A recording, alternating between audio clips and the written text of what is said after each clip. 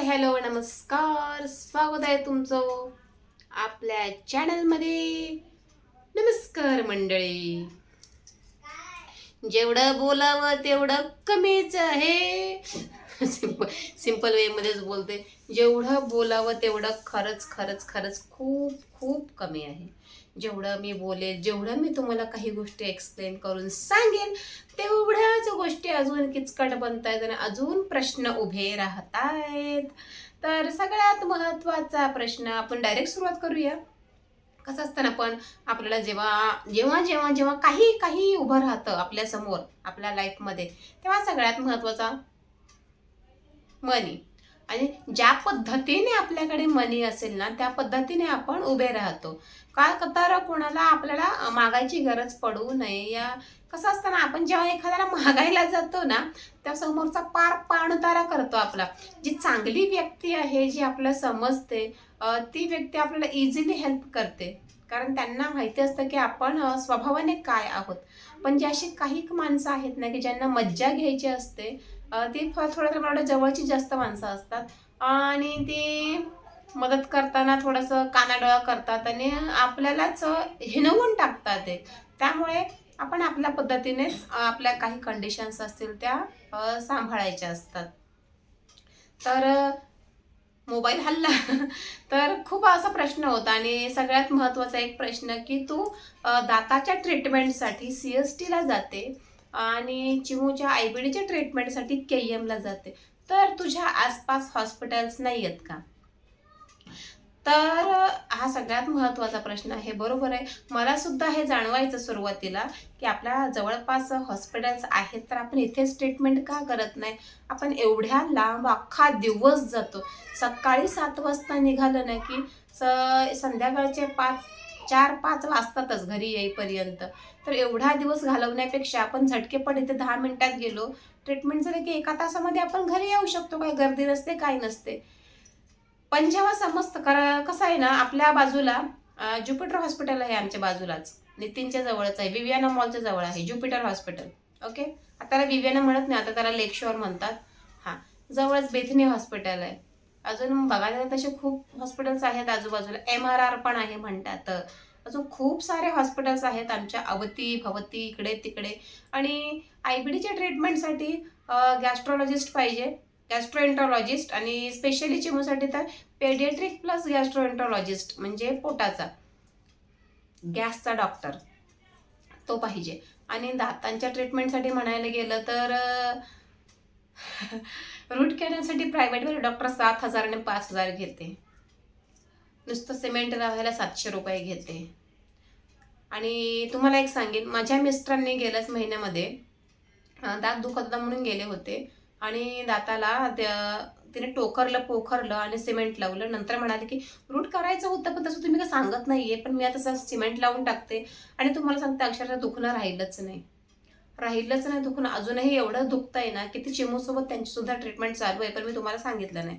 चालू आहे, त्यांना खूप त्रास होतोय, पण प्रायव्हेटवाल्या डॉक्टरने ते काही क्लिअर केलं नाही. म्हणून मी चिमूला सुद्धा नेलं होते तिथे. त्याच वेळेला चिमूचा पण हा सिक्वेन्स झाला होता. त्यांनी सांगितलं की रूट करायला लागेल आणि खरं दातामधून पल्स निघत होता. तिला त्या आजारामुळे तिला गरमी बाहेर पडते. पल्स निघत होता दातातून. ती म्हणते रूट करावं लागेल. तर माझ्या डोक्यात ट्यूबलाईट पेटली. पल्स कसा काय करावा, म्हणजे रूट कसा करावा लागेल? पल्स येतोय तर दात तर तो काढावा लागेल ना, कारण खालून तो दात मुळापासून खराब झालेला असतो. तर पेटली ट्यूबलाईट. म्हटलं हिच्याकडे जाऊन फायदा नाही, कारण नवऱ्यालाही त्रास होत होता, कारण त्यांची ट्रीटमेंट ओके झालेली नाहीये.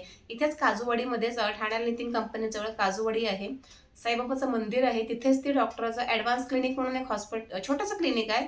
तिथे ती बसते. सकाळी वेगळे डॉक्टर बसतात, संध्याकाळी वेगळे बसतात. संध्याकाळचे आम्ही जायचो.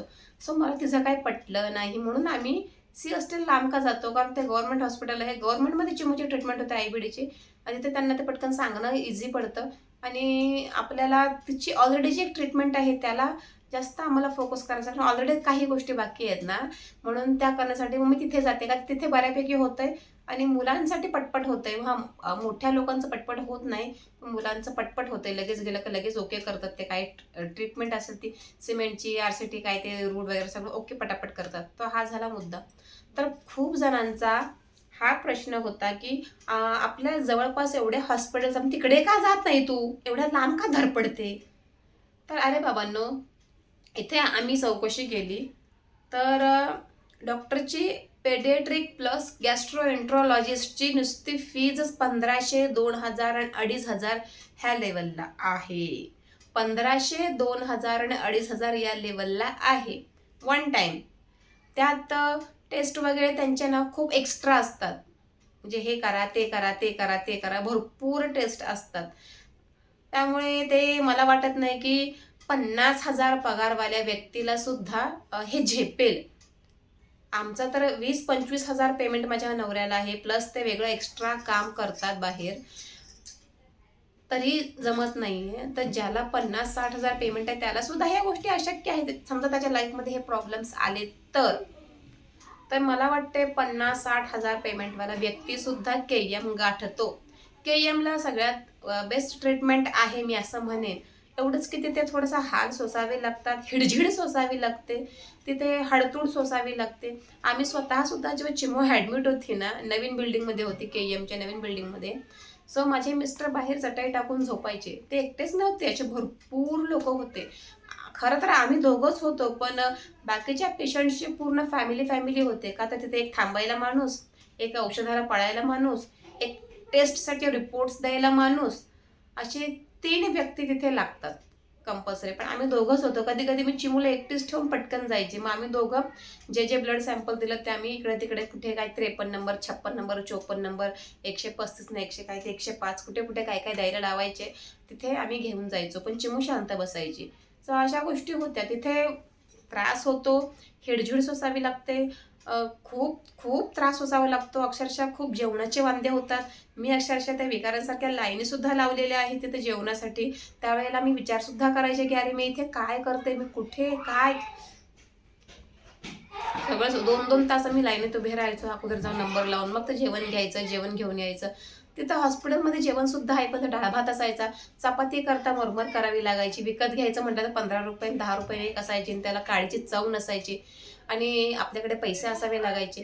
KMला पण खर्च होतो बरं. KMला खर्च नाही असं नाही आहे. तिथे सुद्धा 5-5, 10-10 हजार एव्हरी टेस्ट आम्ही बाहेर केलेली आहे. काय मोजके CBC वगैरे आतमध्ये झालेली आहे. आता एव्हरी टेस्ट आम्ही तिच्या काय काय होत्या ते इम्युनॉलॉजी आणि TPMT काय काय ते भरपूर, मी आता तुम्हाला नावंसुद्धा घेऊ शकत नाही. एवढ्या टेस्ट होत्या. काय त्या रेटिक वगैरे असं काय काय होतं. बाहेरच केलं आहे मी सगळ्या. मेट्रोपोलिसलाच ऑल सगळ्या असायच्या सगळ्या. प्रायव्हेटला सुद्धा बाहेरच टेस्ट, पण एवढं त्यांची फीज परवडत नाही. भरपूर अवतीभोवती हॉस्पिटल्स आहेत, पण फीज परवडत नाही. प्लस ते खूप बोलते तुमच्याशी, तासभर बोलतील, का तर फीज घेणार आहेत. KMचे डॉक्टर एवढे तुमच्याशी बोलत नाहीत. काय असेल ते कट टू कट करून टाकतात. हा असं असं करायचं, तसं तसं करायचं. मला अनुभव आहे. करतात, व्यवस्थित करतात, पटापट करून टाकतात. पण प्रायव्हेटला नाही झेपत, म्हणून आम्ही प्रायव्हेटला नाही गेलो. तर हे आन्सर आहे. नाही तर एक डॉक्टर आम्ही खूप डोक्यात योजून ठेवला होता की ते डॉक्टर नेहमी कॉलवर असतात आणि बेस्ट डॉक्टर आहेत. त्यांची फीस 2,500 आहे, आणि नुसती फाईल बघितली तरी ते डायरेक्ट सांगतात की काय इश्यू आहे, काय प्रॉब्लेम आहे, किती दिवसांमध्ये क्लिअर होऊ शकतो, कसं काय होऊ शकतं, सगळं सगळं सांगतात ते सगळं. पण आम्हाला त्यांच्याकडे जाणं शक्य झालं नाही, का तर 2,500 फीस होती. आता कसं असतं ना, केलं असतं इकडून तिकडून पैसे ॲडजस्ट केले असते ना, ते केलं असतं. पण भिका कोणाला मागायच्या, कारण माहिती आहे ना, माणसं आपल्या लेवल आपली घालवायला बसलेले असतात. त्यामुळे आपल्याला जेवढं जमते तेवढं आपण करायचं. आता मी सांगेन, माझ्या नवऱ्याच्या ॲक्सिडेंटच्या वेळेला सगळ्यांनी खूप छान मदत केली. खूप सगळे सपोर्टिव्ह होते, असं खरंच होतेच. पण ते कोण, त्यांचे मित्रमंडळी, बाकी कुठूनही सपोर्ट नाही. अजूनही लोकांना डाव धरून बसलेले असतात की ह्यांचं काहीतरी झालं पाहिजे. पण नाही, तसं काही नाही आहे. आम्ही स्वतः माइंडने क्लिअर आहेत म्हणून ओके आहे. यावेळेला सगळं काही व्यवस्थित चाललंय. स्वामींच्या कृपेने सगळं काही चांगलं चाललेलं आहे, व्यवस्थित आहे. चिमूसुद्धा ओके आहे आणि प्रयत्न करतोय. बाकी ज्याला काय काय काय करायचं ते करा बाबांनो. आणि जवळपास हॉस्पिटल्स आहे, सांगते काय, सगळं आहे. आमच्या घराच्या जवळच ज्युपिटर हॉस्पिटल आहे, पण नाही जाऊ शकत, नाही जाऊ शकत. आणि मला खूप जणांनी यूट्यूबवर सुद्धा, या आपले जे व्ह्युअर्स आहेत त्यांनी सगळ्यांनी म्हणत, असे खूप जण आहेत, त्यांनी मला सांगितलं की तुझा स्कॅनर पाठव, या तुमचं काय असेल तर नंबर पाठवा, आम्ही तुम्हाला मदत करतो वगैरे. तर खूप खूप खूप थँक्यू सगळ्यांचे की तुम्ही मला मदत करण्या इच्छुक. मला स्वतःला समजलं की हा खरंच हिला गरज आहे. खूप भारी वाटलं. खरंच जेव्हा खूप टोकाचं काहीतरी येईल ना, तेव्हा मी मागेन ही मदत, काय सांगता येत नाही. पण सध्या आपण करतोय हँडल. बस बाकी काही नाही.